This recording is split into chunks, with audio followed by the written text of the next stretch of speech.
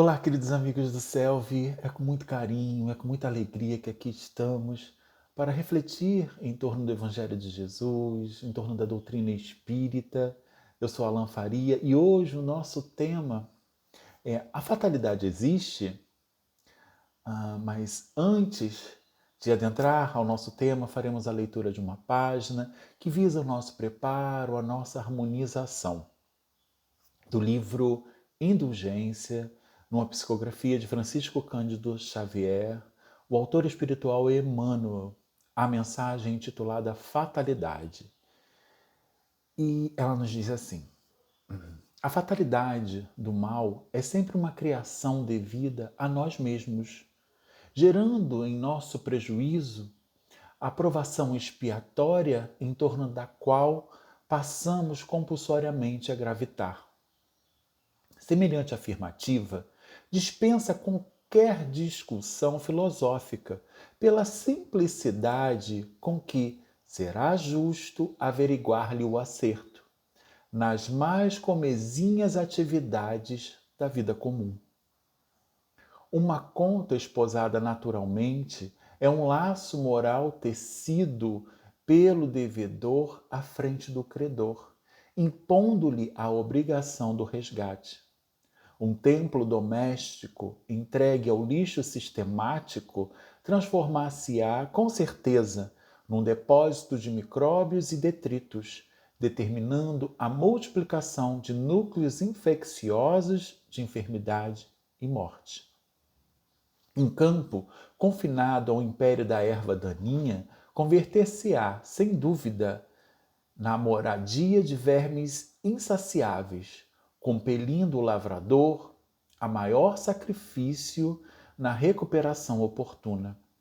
Assim ocorre em nosso esforço cotidiano.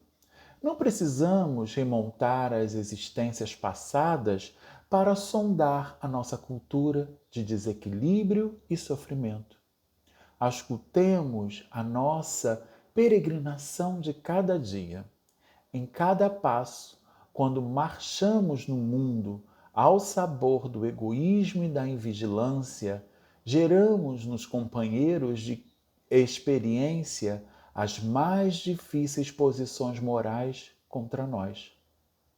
Aqui é a nossa preguiça atraindo em nosso desfavor a indiferença dos missionários do trabalho. Ali é a nossa palavra agressiva ou impensada, coagulando a aversão e o temor ao redor da nossa presença. Acolá é o gesto de incompreensão, provocando a tristeza e o desânimo nos corações interessados em nosso progresso. E mais além, é a própria inconstância no bem, sintonizando-nos com os agentes do mal.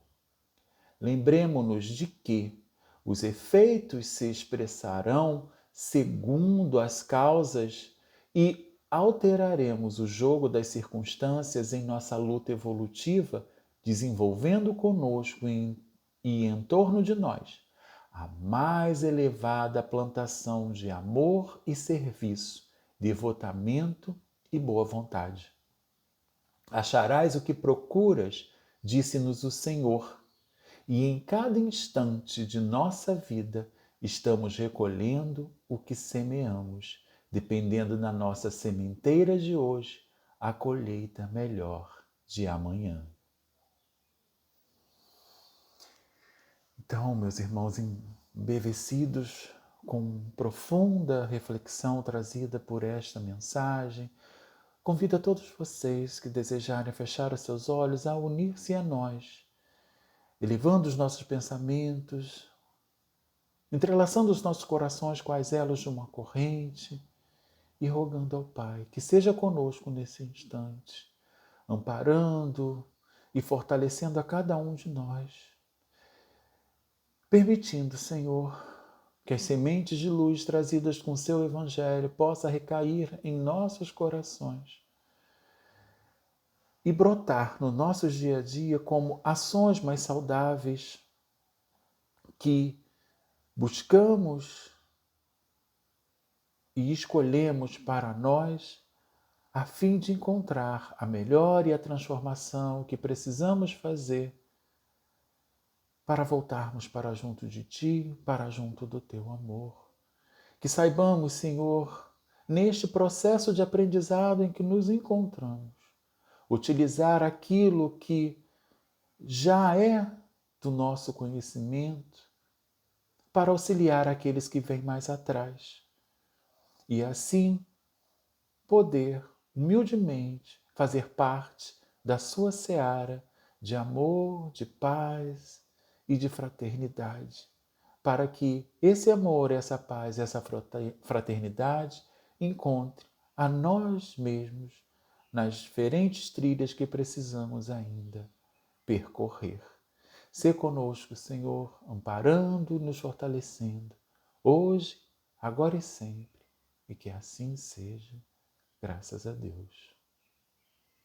O estudo de hoje, a fatalidade existe?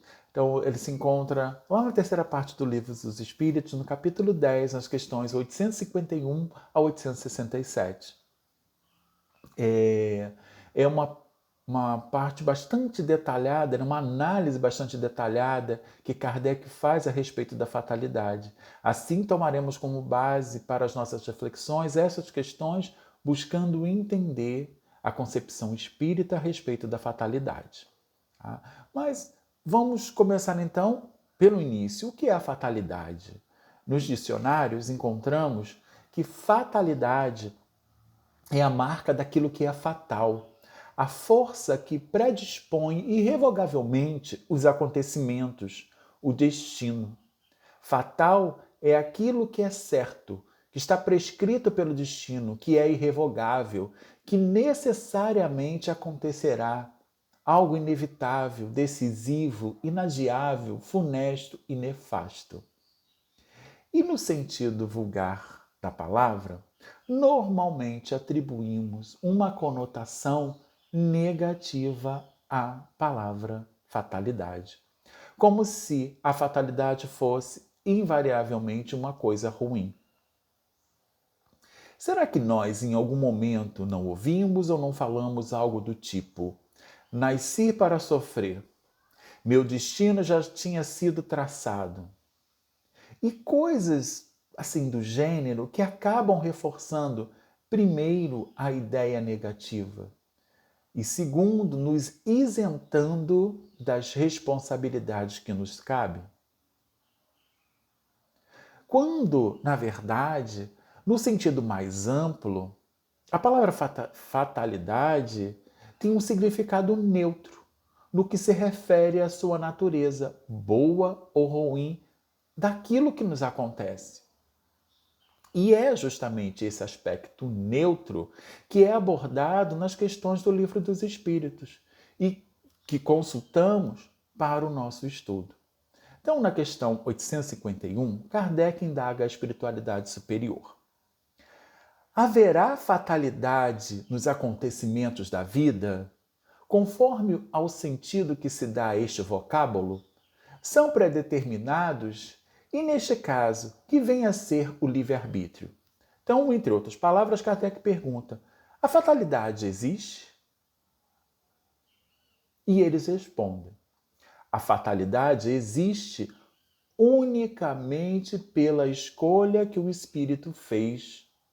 E aí já joga por terra aquele conceito equivocado que normalmente temos, né? Daquelas afirmativas que ressaltamos ainda há pouco. Então, a fatalidade existe unicamente pela escolha que o espírito fez ao encarnar. Escolhendo-a, instituiu para si uma espécie de destino. Olha que interessante. Miramês, no livro Filosofia Espírita, que comenta as questões do Livro dos Espíritos, né, uma a uma, ele faz o seguinte comentário a essa questão. O que chamas de fatalidade já é produto do livre-arbítrio, pois, antes de reencarnar, o espírito, por vezes, escolheu determinadas fases para passar. Se ele escolheu, o acontecimento é uma fatalidade. Mesmo assim, conforme a sua vida na Terra, poderá modificar o seu destino em algum aspecto, dependendo do que vai fazer ou do que está fazendo em favor da humanidade. Então, precisamos entender bem isso que o Miramês faz, essa observação que o Miramês faz para a gente. Antes de reencarnarmos, existe aquilo que é chamado pela espiritualidade de planejamento reencarnatório. Então, todos nós, dependendo do grau de consciência, de entendimento que já temos, junto com os nossos mentores e a espiritualidade que cuida dos processos reencarnatórios, participamos da elaboração do nosso reencarne. Deste planejamento, sentamos junto a esses amigos, os nossos mentores e a espiritualidade que cuida desse planejamento reencarnatório para ser elaborado tudo aquilo que precisaremos passar de maneira geral. Então, em regras gerais, os acontecimentos, as provas, as expiações que passamos ou temos condições de enfrentar e outras condições do tipo local de reencarne, o sexo que teremos, a família que vai nos receber, a profissão, as pessoas com as quais precisamos nos reajustar, nos relacionar, o número de anos que mais ou menos teremos, né, nesta oportunidade e outros assuntos, por aí vai. Né? Outras questões, né, são determinadas nesse planejamento reencarnatório. E isso aqui ressaltamos, em linhas gerais. Mas por que em linhas gerais?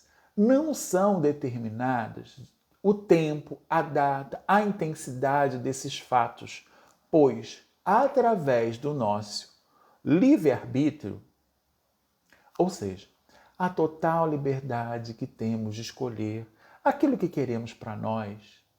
Então, vou por este ou vou por aquele caminho, faço isso ou deixo de fazer. Assim, né, com a utilização do nosso livre-arbítrio e das escolhas que fazemos, poderemos alterar esses fatos, suavizar ou intensificar, não atrair ou desenvolver tal situação para nós. Olha que interessante. Porque está em nossas mãos. Nós determinamos isso através das escolhas que fazemos. Continua Miramês. Há casos em que os benfeitores espirituais investem na criatura e encurtam ou alongam sua vida, desde quando isso sirva para o bem comum. Mas, Alain, como isso pode acontecer? Então, aqueles que puderam já ler o livro Obreiros da Vida Eterna, na psicografia de Chico Xavier, e o autor espiritual é André Luiz, deve se lembrar dessa passagem, mas aqui fica a nossa recomendação. Então, Obreiros de Vida Eterna, a gente vai encontrar uma passagem bastante significativa a esse respeito. E é um exemplo bastante claro, chamado de moratória. Mas antes vamos entender o que é moratória, né? E que ele fala de dois aspectos, a moratória de espírito completista. Mas então vamos entender um pouco isso. Moratória é a dilatação do tempo de permanência do espírito no corpo de carne, sempre motivada por uma questão relevante que possa trazer algum benefício à causa do bem. Então, por sua vez, moratória é uma extensão, né, do tempo de vida aqui na carne do espírito para que ele cumpra uma tarefa que ele esteja fazendo que sirva à causa do bem. Por sua vez, espírito completista se considera o espírito que cumpriu toda a sua programação reencarnatória, tanto no que concerne ao tempo de permanência na vida material, quanto às provas e expiações assumidas no plano espiritual antes do retorno da carne. Então, quem tem essa moratória são esses espíritos completistas. Eles já cumpriram o seu papel aqui, tanto materialmente quanto as provas e expiações que precisavam passar. E devido ao trabalho que desempenham, das escolhas que estão fazendo para a sua vida, acabam ganhando essa moratória, tendo a extensão do seu tempo de vida aqui, na carne, na matéria, a fim de que se cumpra aquilo que está sendo feito para que o bem alcance a mais corações. Quais, então, as circunstâncias que podem levar os guias espirituais a interceder em favor da permanência física de alguém no mundo? Essa é uma pergunta que cabe, né? O que pode provocar isso? Então, indivíduos que, na época prevista para o seu desenlace, estejam realizando processos espirituais renovadores junto a familiares de relacionamentos complexos, que estejam conseguindo se libertar de difíceis conflitos ou dependências tormentosas, os vícios, né? O que lhes permitirá grandes arrancadas espirituais ou que se encontre executando atividades em benefício de alguma obra de formosa expressão, o que lhes proporcionará feliz contributo assensorial. Esses costumam receber o beneplácito de abençoadas moratórias. Então, todo serviço que nós estamos fazendo e que provoca um bem para nós, os nossos familiares, a nossa comunidade, o grupo onde a gente está atuando, acaba nos credenciando a receber essas moratórias. Então, no livro Obreiros de Vida Eterna, André Luiz cita o caso de Albina. Chamado à colônia, Jerônimo foi cientificado de que a irmã Albina fora autorizada a permanecer na crosta planetária por mais tempo. A razão por que a desencarnação fora adiada sine die. A decisão atendera a certa rogativa partida da própria crosta. Assim, ao invés de auxílio para a liberação, a educadora receberia forças para demorar-se na crosta. André Luiz, ardia em curiosidade. Quem possuía tanto poder na oração para influenciar nas diretivas da colônia espiritual? Explicou em seguida que a desencarnação de Albina não seria adiada por muito tempo, porque seu organismo físico estava gasto e a medida destinava-se apenas a remediar difícil situação, de modo a trazer benefícios para muita gente. Então, olha aí que interessante, né? Aí é feita uma observação. A prece, em qualquer ocasião, melhora, corrige, eleva e santifica. Mas somente quando estabelece modificação de roteiro, igual a de hoje, é que paira acima das circunstâncias comuns o interesse coletivo. Aditou o assistente, referindo-se à moratória concedida a Albina, que vigoraria por reduzido tempo, até que perdurasse a causa que a motivou. Então está lá no capítulo 17, nas páginas 259 a 261. E aí o que acontece? Albina tem uma melhora súbita e inesperada. Joãozinho era o autor da rogativa feita em favor de Albina. Ele era um órfão que foi deixado à sua porta logo que nasceu e foi mantido em sua casa segundo a vontade de Lloyd, filha de Albina. Então, apesar da prova que passava, Joãozinho era grande e abnegado servo de Jesus, reencarnando em missão do Evangelho. Por isso, possuía largos créditos na retaguarda. Então, meus irmãos, leiam o livro para terem mais detalhes dessa linda e emocionante passagem que está no capítulo 17 e tenho certeza que vocês vão se emocionar, assim como eu me emocionei. Eu fiz um breve resumo aqui para contextualizar e para a gente ter as ideias principais dessa história. Mas tenho certeza que vocês vão adorar. Obreiros de Vida Eterna. Então voltamos à observação de Miramês, comentando ainda a questão 851. Mas tudo depende de Deus, que é, como se sabe, o Senhor de tudo o que existe na criação. Quantas enfermidades escolhidas são removidas dos caminhos de quem as escolheu? Porque o mesmo trabalho que, em certa ocasião, somente eles poderiam fazer, o amor pode substituí-las com mais eficiência. A fatalidade é, pois, produto da escolha de quem deseja progredir. Aí a gente foi pedir ajuda também a Hamed, lá no livro As Dores da Alma, na mensagem intitulada Irresponsabilidade, que nos diz assim: os acontecimentos exteriores de nossa vida são resultado direto de nossas atitudes internas.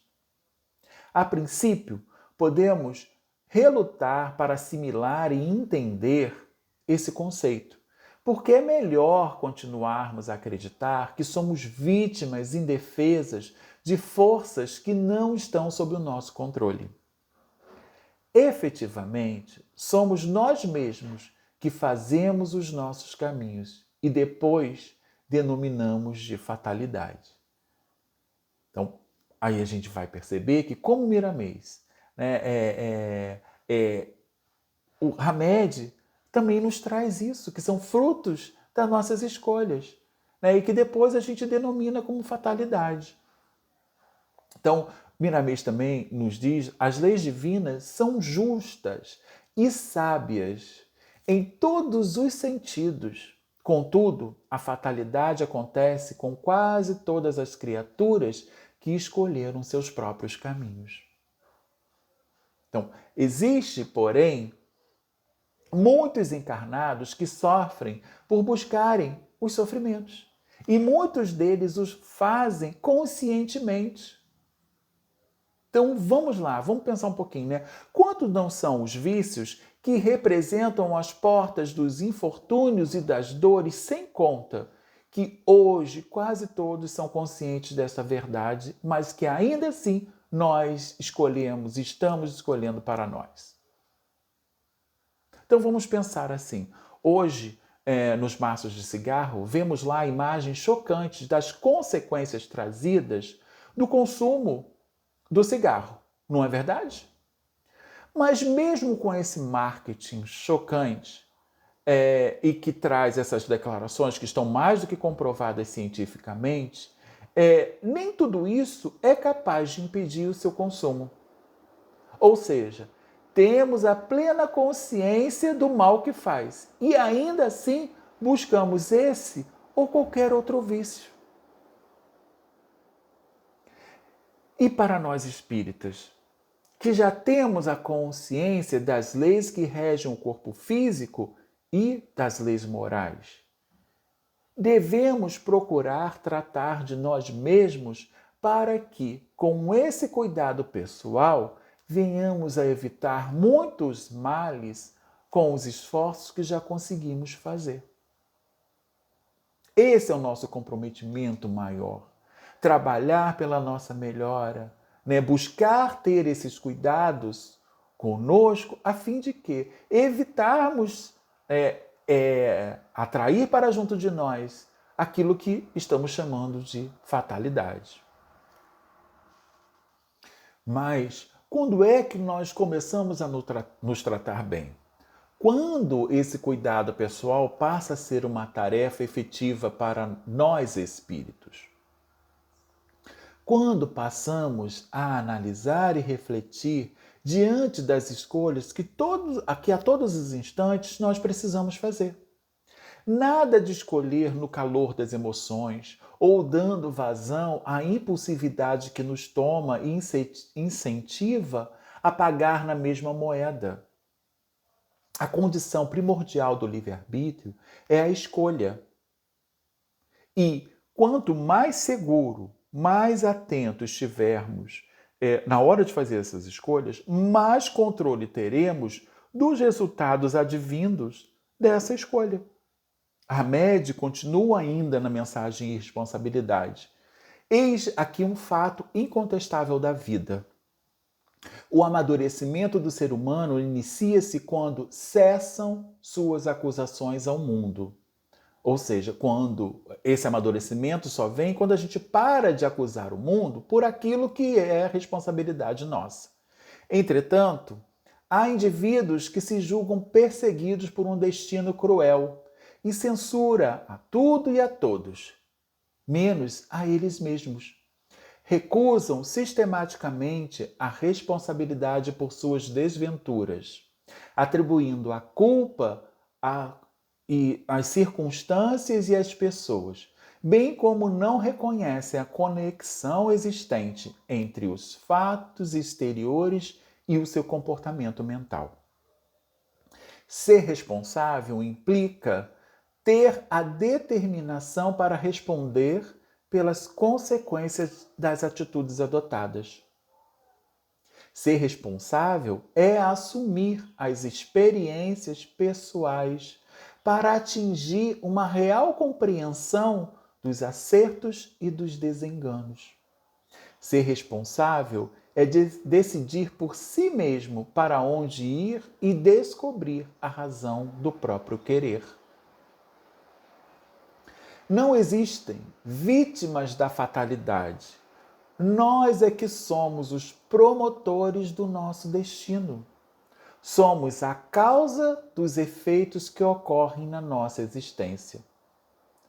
Bem, se nós somos a causa, a quem cabe modificar qualquer situação em nossas vidas? A nós mesmos. E só quando tivermos plena consciência do nosso papel, da nossa responsabilidade, é que conseguiremos mudar a rota da nossa jornada para o caminho do bem, da luz, da paz, da serenidade e do amor que ainda tanto carecemos.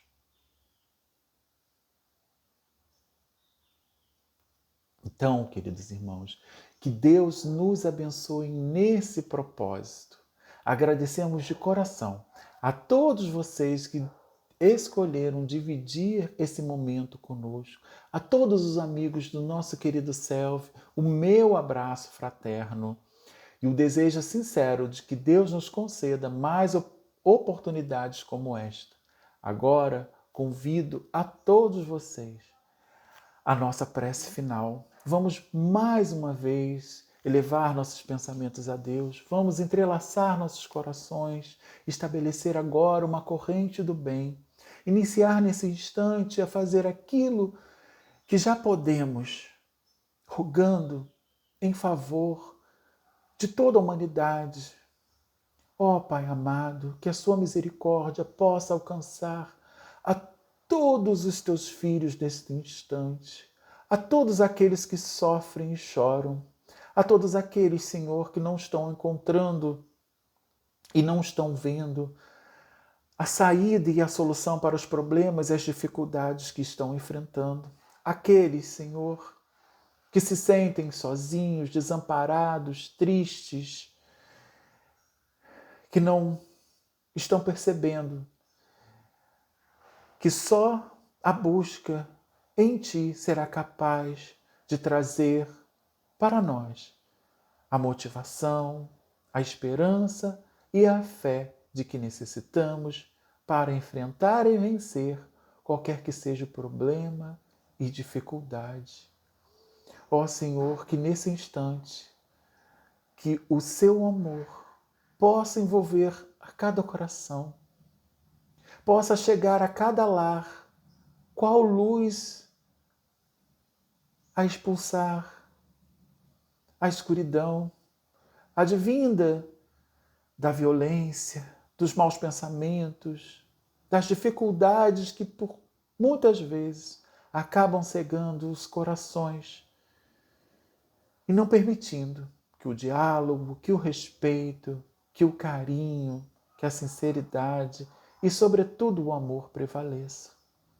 Que essa luz continue acesa, iluminando a todos esses entes queridos que se encontram em cada lar, em cada casa, Senhor, encarnados e desencarnados, a fim de iluminar os passos de cada um deles, de cada um de nós, e possamos, enfim, Senhor, marcharmos efetivamente para junto de Ti, para junto do Teu amor, para junto da Tua paz. Ser conosco, amparando e nos fortalecendo, hoje, agora e sempre. Que assim seja, Pai amado. Graças a Deus. Muito obrigado, meus irmãos.